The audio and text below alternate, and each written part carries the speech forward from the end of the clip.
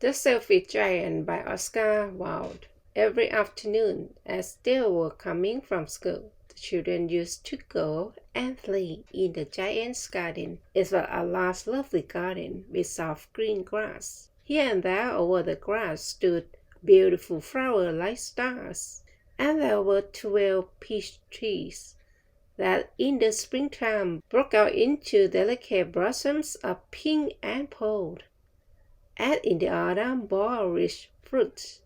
The birds sat on the trees and sang so sweetly that the children used to stop the games in order to listen to them. "How happy we are here!" they cried to each other. One day the giant came back. He had been to visit his friend the Cornish ogre, and had stayed with him for 7 years. After the 7 years were over, he had said all that he had to say, for his conversations were limited, and he determined to return to his own castle. When he had arrived, he saw the children playing in the garden. "What are you doing here?" he cried in a very gruff voice, and the children ran away. "My own garden is my own garden," said the giant. "Anyone can understand that, and I will allow nobody to play in it but myself." So he built a high wall all round it and put up a notice board: "Trespassers will be prosecuted." He was a very selfish giant. The poor children had now nowhere to play. They tried to play on the road, but the road was very dusty and full of hard stones, and they did not like it. They used to wander round the high wall when their lessons were over, and talk about the beautiful garden inside. "How happy we were there," they said to each other. Then the spring came, and all over the country there were little blossoms and little birds. Only in the garden of the selfish giant it was still winter. The birds did not care to sing in it, as there were no children, and the trees forgot to bloom. Once a beautiful flower put its head out from the grass, but when it saw the notice board it was so sorry for the children that it slipped back into the ground again, and went off to sleep. The only people who were pleased were the snow and the frost. "Spring has forgotten this garden," they cried, "so we will live here all the year round." The snow covered up the grass with her great white cloak, and the frost painted all the trees silver. Then they invited the north wind to stay with them, and he came. He was wrapped in furs, and he roamed all day about the garden, and blew the chimney pots down. "This is a delightful spot," he said. "We must ask the hail on a visit." So the hail came. Every day for 3 hours he rattled on the roof of the castle till he broke most of the slates, and then he ran round and round the garden as fast as he could go. He was dressed in grey, and his breath was like ice. "I cannot understand why the spring is so late in coming," said the selfish giant, as he sat at the window and looked out at his cold white garden. "I hope there will be a change in the weather." But the spring never came, not the summer. The autumn gave golden fruit to every garden, but the giant's garden she gave none. "He is too selfish," she said. So it was always winter there, and the north wind, and the hail, and the frost, and the snow danced about through the trees. One morning the giant was lying awake in bed when he heard some lovely music. It sounded so sweet to his ears that he thought it must be the king's musicians passing by. It was really only a little linnet singing outside his window, but it was so long since he had heard a bird sing in his garden that it seemed to him to be the most beautiful music in the world. Then the hail stopped dancing over his head, and the north wind crisp roaring, and a delicious perfume came to him through the open casement. "I believe the spring has come at last," said the giant, and he jumped out of the bed and looked out. What did he see? He saw a most wonderful sight.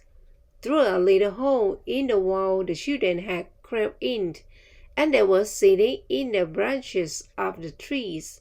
In every tree that he could see there was a little child, and the trees were so glad to have the children back again that they had covered themselves with blossoms, and were waving their arms gently above the children's heads. The birds were flying about and twittering with delight, and the flowers were looking up through the green grass and laughing. It was a lovely scene, only in one corner it was still winter. It was the farthest corner of the garden, and in it was standing a little boy.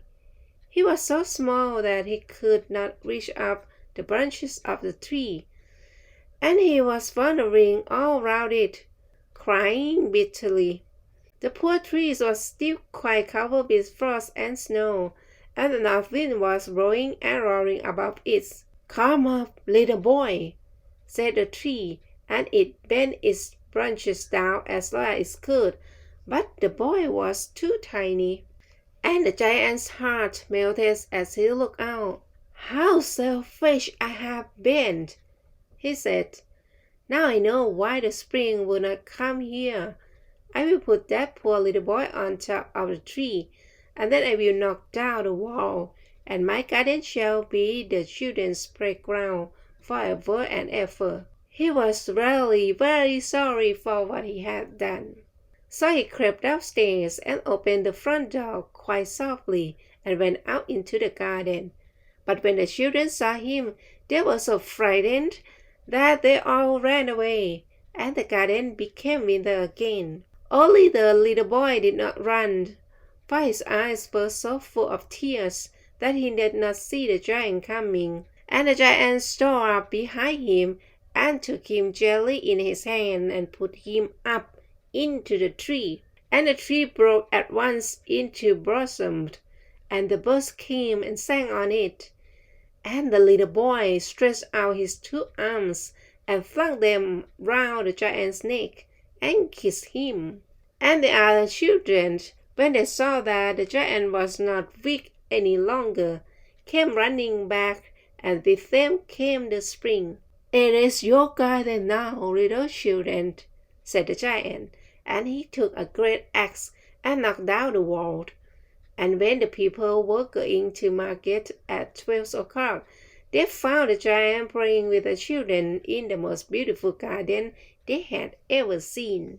All day long they played, and in the evening they came to the giant to bid him goodbye. "But where is your little companion?"